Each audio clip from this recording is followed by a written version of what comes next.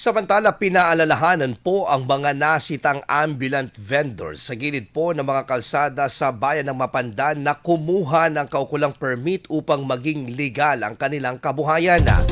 Ang isinagawang inspeksyon sa mga ambulant vendors ay naglalayong bigyang diin ang kahalagahan ng pagkakaroon ng permit upang maging legal at patas ang kanilang hanap buhay mula sa ibang mga legal na manlalako.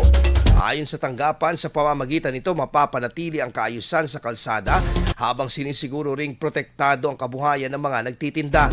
Tiniyak din na naging makatao at maayos ang proseso ng inspeksyon sa mga nasabing manlalako.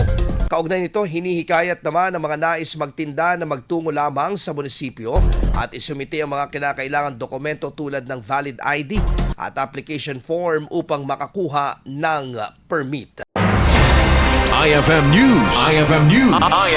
IFM News.